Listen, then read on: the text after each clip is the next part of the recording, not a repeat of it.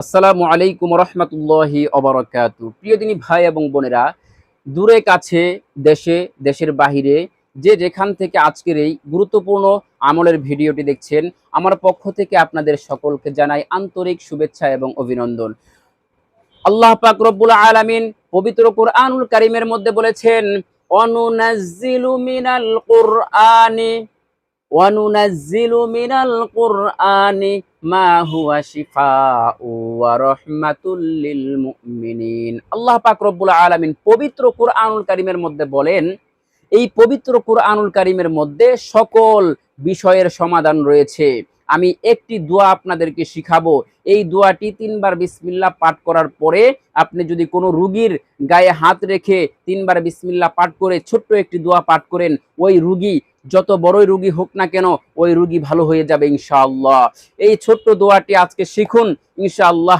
আপনার ভাই বোন, আপনার আত্মীয় স্বজন অথবা আপনি নিজেই যদি অসুস্থ হয়ে থাকেন, আপনি এই ছোট্ট আমলটি করুন ইনশাআল্লাহ। আপনি আপনার ওই রোগাক্রান্ত স্থানে রেখে আপনার হাতটা রেখে আপনি ৩ বার বিসমিল্লাহ পাঠ করুন এবং ছোট্ট দোয়াটি পাঠ করুন।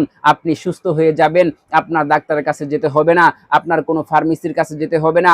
শুধুমাত্র এই দোয়াটির বরকতে আল্লাহ পাক রব্বুল আলামিন আপনাকে সুস্থ করে দিবেন ইনশাআল্লাহ। আর এই সুস্থতার মধ্যে আপনার শরীরের মধ্যে কোনো পার্শ্ব প্রতিক্রিয়া থাকবে না, আপনার শরীরের মধ্যে অন্য কোনো ক্ষতি হবে না। শুধুমাত্র দোয়াটি পাঠ করবেন, আল্লাহ পাক রব্বুল আলামিন আপনাকে সুস্থ করে দিবেন ইনশাআল্লাহ। আর যদি আপনি ডাক্তারের কাছে যান, ফার্মেসির কাছে যান, ওষুধ এনে সেবন করেন, ওই ওষুধের কারণে হয়তোবা আপনি ভালো হবেন, কিন্তু আপনার শরীরের মধ্যে রোগ প্রতিরোধ ক্ষমতাগুলো কমে যাবে আস্তে আস্তে। আর যদি আপনি কোরআন থেকে চিকিৎসা নেন, পবিত্র কোরআনুল কারীমের চিকিৎসা গ্রহণ করেন, আল্লাহ পাক তো পবিত্র কোরআনুল কারীমের মধ্যে বলে দিয়েছেন, এই পবিত্র কোরআনুল কারীমের মধ্যে আমি সকল রোগের শেফা রেখেছি এবং সকল বিষয়ের সমাধান রেখেছি। আল্লাহ পাক রব্বুল আলামিন নিজেই বলেছেন। তাহলে আমরা কেন পবিত্র কোরআনুল কারীম থেকে সমাধান গ্রহণ করছি না? আমরা কেন দৌড়াচ্ছি অন্য বিষয়ের দিকে? কেন আমরা দৌড়াচ্ছি অন্য বিষয়বস্তু? আমরা কেন গ্রহণ করছি? আমাদের গ্রহণ করতে হবে একমাত্র কোরআন। রাসূল সাল্লাল্লাহু আলাইহি ওয়াসাল্লাম বলেছেন, যদি যে ব্যক্তি দুইটা জিনিস আঁকড়ে ধরবে, ওই ব্যক্তি কখনোই পথভ্রষ্ট হবে না। এক নাম্বার হলো পবিত্র কোরআন, আর একটি হলো হাদিস। এই দুইটা জিনিস যে ব্যক্তি আঁকড়ে ধরবে, ওই ব্যক্তি কখনোই পথভ্রষ্ট হবে না, তার কোনো সমস্যাও হবে না, তার রোগ ব্যাধিও হবে না ইনশাআল্লাহ। তাহলে আমি আপনাদেরকে একটি ছোট্ট দোয়া শিখাবো। এই দোয়াটি আপনি পাঠ করবেন।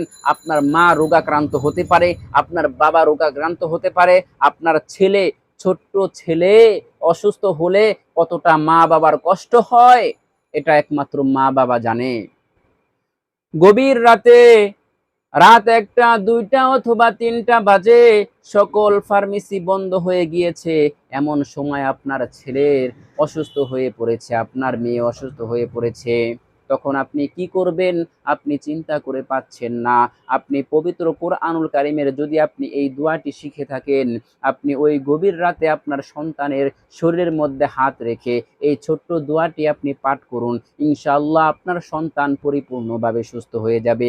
শুধুমাত্র বিশ্বাসের সাথে আপনাকে এই দোয়াটি পাঠ করতে হবে। আপনার অন্তরে বিশ্বাস থাকতে হবে যে আল্লাহ পাক রব্বুল আলামিন আমার সন্তানকে সুস্থ করে দিবেন, আমার মেয়েকে সুস্থ করে দিবেন, আমার ছেলেকে সুস্থ করে দিবেন। আপনি যদি সন্তান হয়ে বাবার জন্য এই আমলটি করেন, আপনার বাবা সুস্থ হয়ে যাবে। আপনি সন্তান হয়ে আপনার মার জন্য যদি এই আমলটি করেন, আপনার মা সুস্থ হয়ে যাবে ইনশাআল্লাহ। তাহলে কেন এত চিন্তা, কেন এত পেরেশানি? আপনি পবিত্র কোরআনুল কারীম দেখে, আপনি পবিত্র কোরআনুল কারীম থেকে অথবা আপনি কোনো হাদিসের কোনো দোয়া থেকে আপনি দোয়াগুলো শিখেন, ইনশাআল্লাহ আপনার পরিবারের মধ্যে কোনো অশান্তি সৃষ্টি হবে না, কোনো রোগ ব্যাধি আপনার পরিবারের মধ্যে গ্রাস করবে না ইনশাআল্লাহ। প্রিয় নবী মুহাম্মদুর রাসূলুল্লাহ অসুস্থ হয়ে পড়েছিলেন। আল্লাহ পাক রব্বুল আলামিন কোনো ওষুধ তার কাছে পাঠান নাই। আল্লাহ পাক রব্বুল আলামিন পাঠিয়েছেন শুধুমাত্র কোরআনের আয়াত। ওই কোরআনের আয়াতের মাধ্যমেই আল্লাহ পাক রব্বুল আলামিন নবীজিকে পরিপূর্ণ সুস্থ করে দিয়েছিলেন। তাহলে আর কিসের আমাদের সন্দেহ থাকতে পারে দোয়া দুরুদের মধ্যে? কোনো সন্দেহ নাই। আপনি নিঃসন্দেহে এই দোয়াগুলো শিখে আমল করুন। আপনার সন্তান, আপনার ফ্যামিলি, আপনি সহ সবাই আপনারা সুস্থতার সাথে আপনারা জীবনযাপন করতে পারবেন। অসুস্থ যে ব্যক্তি হয় ওই ব্যক্তি বুঝে অসুস্থতার কতটা ভোগান্তি। এজন্য আপনারা অবশ্যই এই ছোট্ট দোয়াটি আপনারা শিখে রাখুন। ৩ বার বিসমিল্লাহ পাঠ করে এই দোয়াটি আপনারা পাঠ করে ওই যে ব্যক্তি রোগী হয়েছে ওই ব্যক্তির শরীরের মধ্যে ফু দিবেন, ইনশাআল্লাহ ওই ব্যক্তি সুস্থ হয়ে যাবে ইনশাআল্লাহ। তো চলুন ওই ছোট্ট দোয়াটি আমরা এখন শিখি, শব্দে শব্দে আমরা শিখে নেই, ইনশাআল্লাহ আমাদের অনেক কাজে আসবে। বিসমিল্লাহির রহমানির রহিম।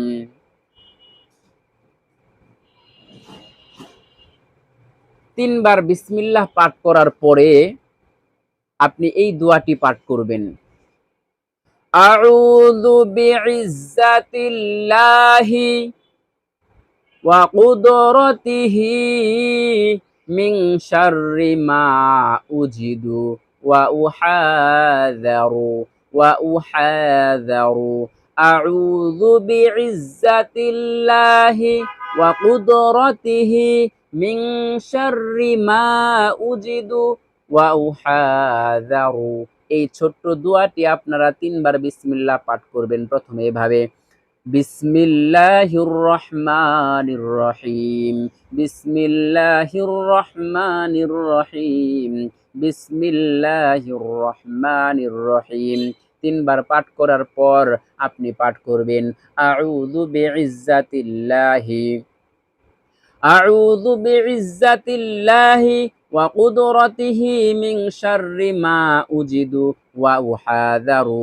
এই দোয়াটি পাঠ করবেন ওই ব্যক্তির, অসুস্থ ব্যক্তির শরীরের উপর হাত দিয়ে, যে জায়গা তার অসুস্থ, যে জায়গায় সে অসুস্থ ভোগ করতেছেন, যদি তার মাথার মধ্যে কোনো সমস্যা হয়ে থাকে, ব্রেনে কোনো সমস্যা হয়ে থাকে, তার পায়ের মধ্যে কোনো সমস্যা হয়ে থাকে, তার পিঠের মধ্যে কোনো সমস্যা হয়ে থাকে, তার পেটের মধ্যে কোনো সমস্যা হয়ে থাকে, ওই পেটের মধ্যে হাত দিয়ে অথবা মাথার মধ্যে হাত দিয়ে আপনি এই ৩ বার বিসমিল্লাহ পাঠ করার পর এই দোয়াটি পাঠ করবেন আউযু বিইজ্জাতিল্লাহি ওয়া কুদরাতিহি মিন শাররি মা উজিদু ওয়া উহাযারু। এই দোয়াটি পাঠ করবেন, ইনশাআল্লাহ ওই ব্যক্তি সুস্থ হয়ে যাবে। আপনার শরীরের উপর হাত রেখে আপনি যদি এই আমলটি করেন ওই ব্যক্তি আপনি সুস্থ হয়ে যাবেন ইনশাআল্লাহ। এই দোয়াটির অর্থ হলো আমি ওই সব রোগের ভয় ও অনিষ্ট থেকে আল্লাহ তাআলার ইজ্জত এবং কুদরতের আশ্রয় চাই যেগুলো আমি অনুভব করছি। আমার শরীরের মধ্যে কি অসুস্থ রয়েছে, আমার শরীরের মধ্যে কি সমস্যা রয়েছে আমি ছাড়া আর কেউ জানে না। আমার ওই রোগের স্থানে হাত রেখে আমি বিসমিল্লাহ ৩ বার পাঠ করব। ৩ বার পাঠ করার পর এই দোয়াটি আমরা একবার পাঠ করব। পাঠ করার পরে আল্লাহ পাক রব্বুল আলামিনের কাছে মুনাজাত করে বলবো, দোয়া করব, হায় আল্লাহ আপনি এই দোয়ার বরকতে আমাকে সুস্থ দান করেন, আমাকে সুস্থ বানিয়ে দেন। আল্লাহ পাক রব্বুল আলামিন হলো গফুরুর রহিম। আল্লাহ পাক রব্বুল আলামিন অতি দয়াবান। আল্লাহ পাক রব্বুল আলামিনের কাছে প্রার্থনা করলে আল্লাহ পাক আমাদেরকে অসুস্থ থেকে আল্লাহ পাক সুস্থতা দান করবেন না এমনটা হতে পারে না, অবশ্যই আমাদেরকে সুস্থ বানিয়ে দিবেন ইনশাআল্লাহ। তো প্রিয় দিনী ভাই এবং বোনেরা, এই দোয়াটি অত্যন্ত কার্যকরী দোয়া। আল্লাহর হাবিব পয়গম্বর সাল্লাল্লাহু আলাইহি ওয়াসাল্লাম এই দোয়াটি বলেছেন, তাহলে কেন আপনি অবিশ্বাস করেন?